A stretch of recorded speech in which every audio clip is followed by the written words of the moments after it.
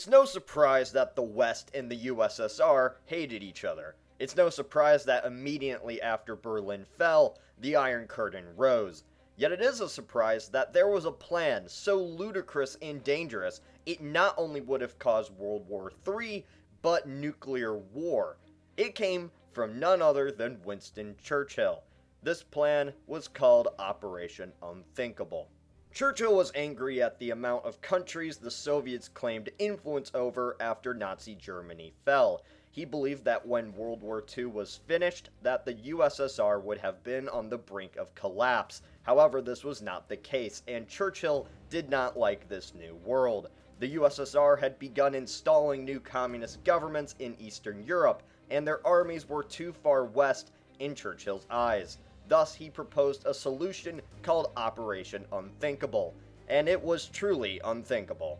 The plan was a full-scale Anglo-American conflict against the Russians. It was meant to drive out the Soviet forces from Germany, Poland, and Eastern Europe to counter Russia's ever-growing power.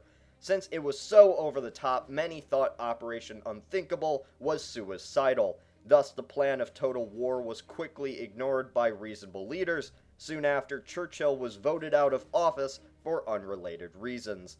Yet what if Operation Unthinkable was put into effect? What if it actually happened? What would be the outcome if such a strange plan was carried out?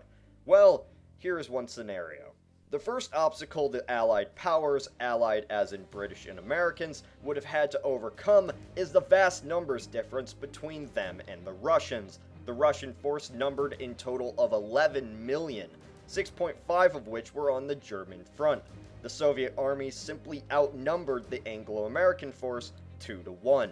So how would the Allies counter this? Well, the plan was to rearm 100,000 captured German soldiers and revive the destroyed German war machine. This time, however, under Allied control, against the Russians. Yet even bringing back the Germans would not be enough to equal the Soviets, so there was another option: nuclear war. Churchill knew about Project Manhattan and how the Americans had the potential to create a nuclear bomb.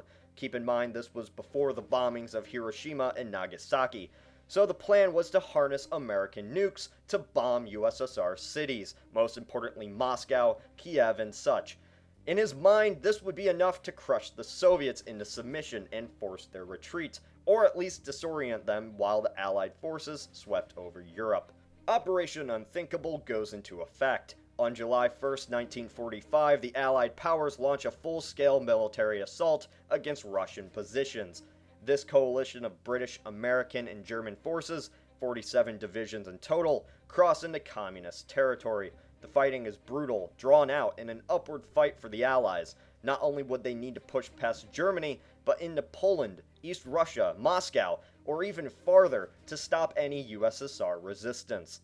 The Soviets begin to overtake the Allies, and the Americans decide to bring in the big guns. Diverting nukes that were meant for Japan, the US drops Little Boy on Moscow. The Kremlin and a large portion of the city is destroyed. This catches the Russian forces off guard, and the Allies are able to push closer to Berlin.